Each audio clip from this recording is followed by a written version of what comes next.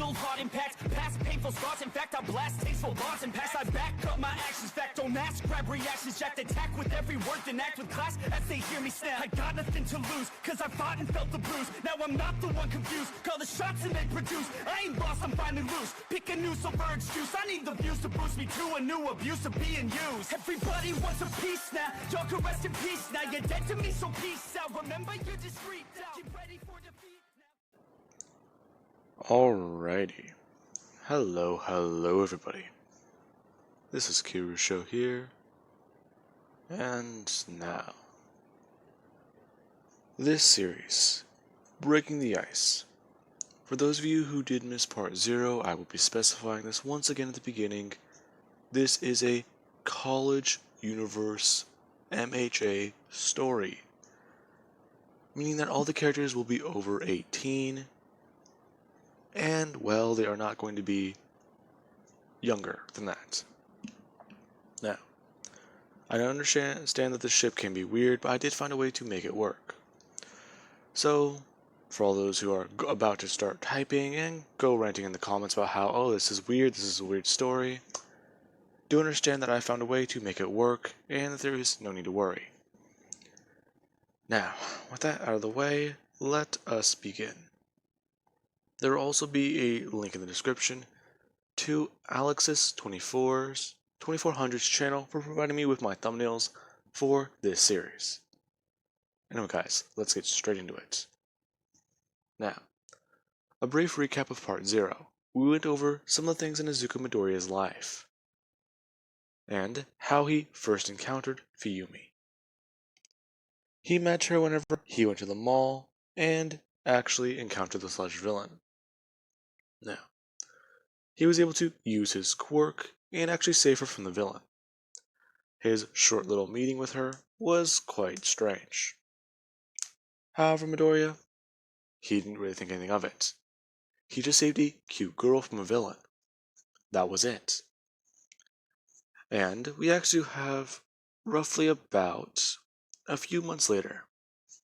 Midoriya and Bakugo, they have been on somewhat of a schedule. They would work out, study together, and go to the gym. Basically being buddies and training with each other. Now, Midoriya has actually been improving his quirk. And, well, he's gotten to a very good point. As, today, he actually is jogging around the area, as he would head to the gym and work out for an hour or two. As he does then leave, deciding that he's going to go get something to eat at the mall. Working out, well, that was tiring, and he didn't really have a big breakfast, so he's probably just going to grab something from a nearby shop and at least check out the area. He does still want to find out ideas for his hero costume. Could I take inspiration from All Might? No, that would probably just be weird.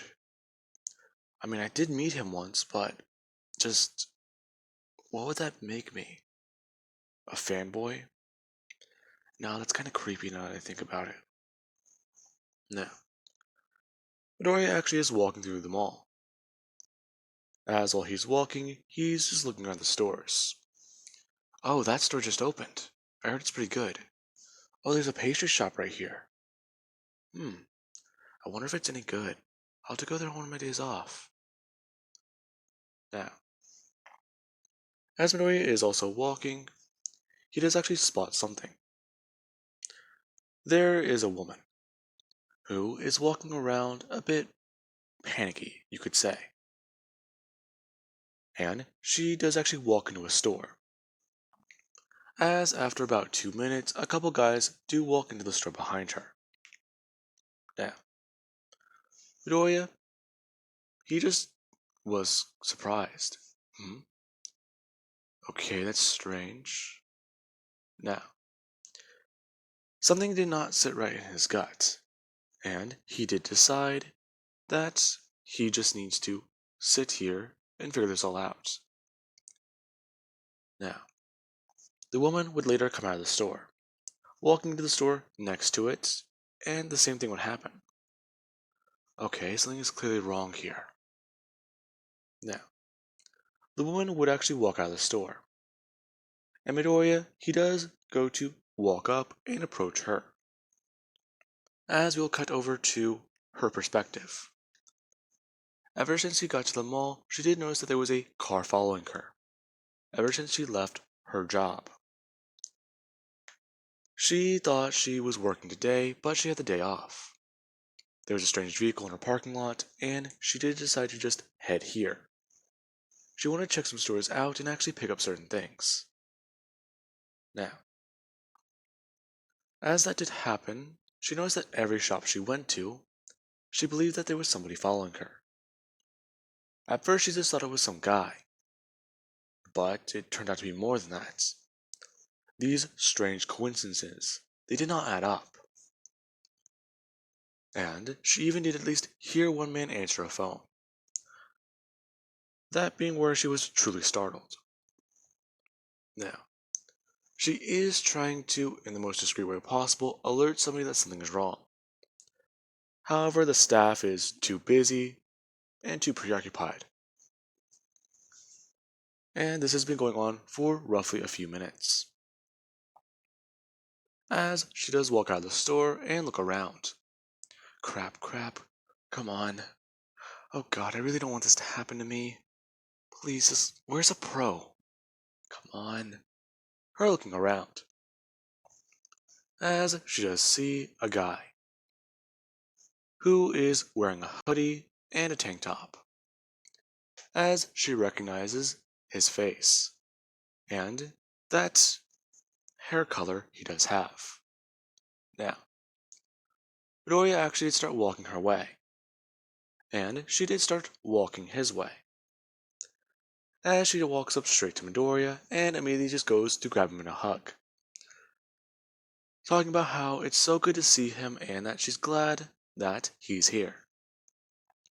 As she actually does give him a kiss on the cheek. Now, she tries to, in the most discreet way possible, say that they need to go now. They need to check out that shop over there. Is something wrong? There's guys following me. Please, give me a hand here. Oh, alright. Now, with that being said, Midoriya was caught off guard. But he's quickly able to regain his composure. Looking directly at the guys, as he does actually try and make out their faces. Okay. Now, as it has happened, Midoriya and Fiumi do go to walk to a different store. However, this is whenever somebody does decide that they might need to take action, otherwise their target's gonna get away. As somebody does go to rush Midoriya. Now, Midoriya is immediately tackled to the ground. As a man does go to grab Fiumi by her wrist and try to pull her away. As soon as Midoriya does hit the ground, he does quickly use his ability. The man being thrown upwards into the air by an invisible force. Midoriya getting up and spinning around. A man trying to blast fire at Midoriya. As Midoriya, he just throws up his left hand and brings up an invisible wall. As he does look at Fiumi and go to bring up his other hand up, as he does actually just pull it upwards as if he's flexing a bicep. Fiumi immediately being ripped from the man's grasp as she goes flying back at Midoriya. Midoriya actually catching her and setting her down. As he does tell the villains that they're not taking her. Kid, you don't know anything about what you're getting involved in. Our boss wants her. Tough shit. You're not taking her. Now, the villains do try and fight Midoriya. A man with a fire quirk, a man with an extendable arms quirk, a man with a useless quirk, and let's just say, for the sake of it, a man with a, well, earth quirk. Now, all these men do try and fight Midoriya. However, Midoriya, as soon as he's able to actually move around, these men do find it difficult. Midoriya is trying to be careful. He's thrown up invisible walls behind himself to protect civilians. And, These men, they don't really seem to care. To them, these people around, they're just leverage. The man with the earth quirk actually trying to throw up his hands as he's still in the air. The earth under Midoriya actually beginning to move up and go to get away at him. Midoriya just jumping up into the air. The man surprised to see Midoriya take flight as he does actually go to bring his hand downwards as the man smashes into the ground. Midoriya actually picking up once again and throwing him into his allies. As the man does hit the guy with the fire quirk, Midoriya does just snap his fingers. As the man catches on fire. Now, the moment he does so, that catches the guy off guard, as the flame does spread to his clothing and onto his shirt. Midoriya then actually using that time to fling the guy to his left, him being thrown through a shop window. As Midoriya, he actually just put out the flames. Now, he does actually walk over and go to grab the guy, who did actually tackle him to the ground. As he does ask him exactly, why are they after her? You don't understand it. It's none of your business. Really? She came begging for help. So you've made it my business. Now, the man does tell Midoriya that it's none of his concern. To which Midoriya actually is going to throw back his hand to go to sock him in the face. However, this is whenever a proper pro does step in, as they do grab Midoriya by his arm and tell him that that's enough, and that he is going to be put underneath arrest. Me? No. Okay. Sorry. Midoriya saying the pro hero's name, talking about how a girl came asking for help from him, and these men assaulted both of them. Is that true? Multiple onlookers saying that yes, it was, and how Midoriya protected the crowd from a villain attack. Good job, young man. Midoriya is shaking the person's hand, as police do get involved. And we do have Midoriya and Fiumi sitting in the police station, both giving their statements as the men are identified. Now, both these two are actually, well, sitting there with a cup of coffee. Midoriya talking about how this is not how he thought his day was going to be going. Oh, sorry. I feel kind of bad for getting you involved. Don't. Listen, your name was, crap. I'm trying to remember it. Something with an F, right? Yeah, Fiumi. And yours was, Izuku. Don't feel bad about forgetting it. It's been a minute. Yeah. What was it? You saved me from the sludge villain attack, then you save me now. It's kind of weird, isn't it? Yeah. Same place too at the mall. Well, how about this? She does say. And she does actually just bring up the styrofoam cup, saying that if Midoriya saves her a third time, she'll buy him a cup of coffee. Now, Midoriya, he actually does give a small smile, as he does bring up his cup, saying that, how about this? They go get a cup of coffee and talk a bit. Really? I mean, yeah, sure, why not? Besides, I can even give you my number, in case you do get in a little bit of trouble. Wow, thanks. Though I'm guessing all this has got to do with my father. Or at least my ex. What do you mean? Yeah, my father's a pro and my ex, well, my father didn't really approve of him. Especially because he was sort of, well, weak, as my father thought. Oh, really? That's strange. Your father's a pro hero? Yeah, he's been a pro for a while. Oh, that's good. Yeah. I mean, it is, but at the same time, it's kind of tiresome. I don't really see him a lot, and with me going to my own college now, I kind of just live on campus. I haven't really been at home, and I think my brother might be worried about me. Your brother? Yeah, my twin brother. Hmm? Oh, you have a twin sibling? Yeah, Shoto. Me and him have always really been close, but ever since, well, I started doing my own thing, he's kind of just been a bit more worried about me. I don't know. He does want to be a pro hero too. Hmm, okay. Well, that's nice. I plan to be a pro as well. I'm actually going to try out for UA next month. UA college? Yeah. I mean, do you think I could make it? Oh, most definitely. But I'm still curious though. Your quirk, it's strange. Oh, that. Yeah. I basically, if anything touches my body, I can manipulate it. And, well, sort of move it. It's called tactile pyrokinesis.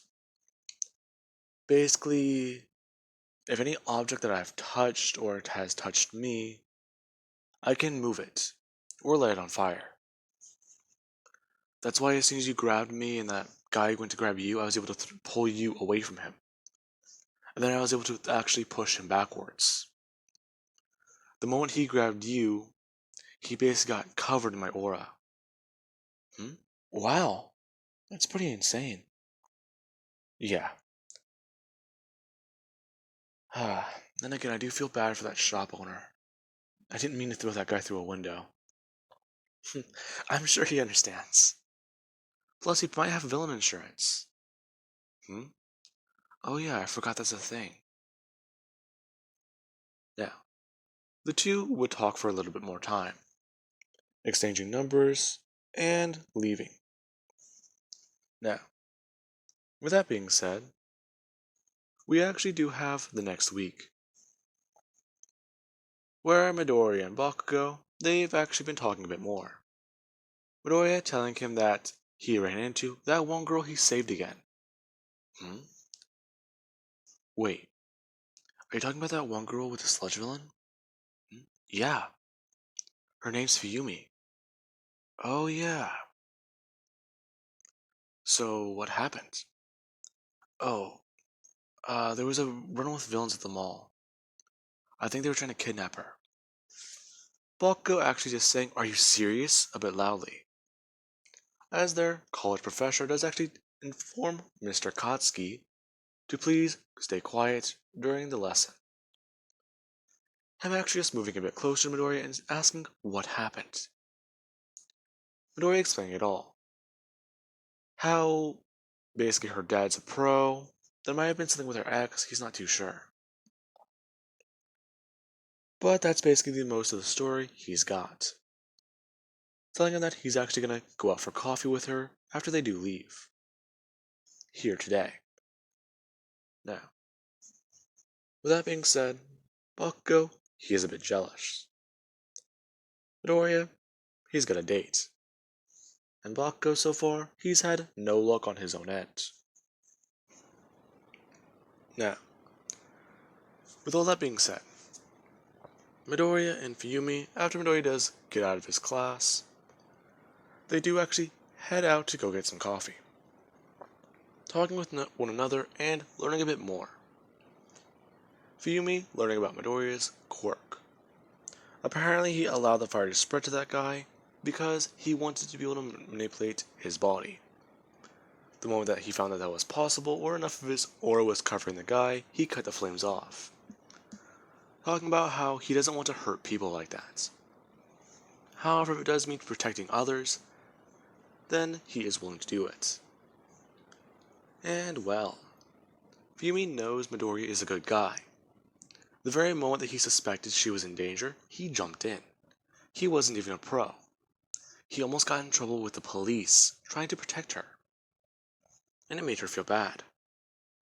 Not just that, but he has a particular disdain for a part of his quirk.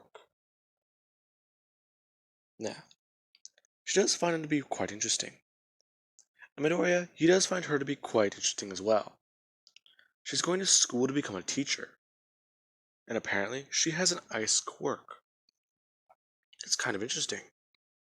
I've never met anyone with an ice quirk before. Oh, well, they're not really that rare. I know, but it's fascinating, Midoriya asking a whole lot of questions. And Fiumi answering some of them. Her body temperature is a little below normal, but that's to be expected. The moisture in her body, it relies on the fluid she does drink. And her at least explaining some of the specifics she does at least know about. Now, these two do at least get a good laugh out of it. As, after Midoriya does leave, he does at least ask to walk her home, just to give himself peace of mind. Fiumi actually at least agreeing to this. Now, once they do actually walk back home, Midoriya does get onto her college campus. And he does actually wave her off, as he does go to leave himself. Now, with that being said, I do hope you guys enjoyed, and have an amazing day. I will catch you guys in the next part.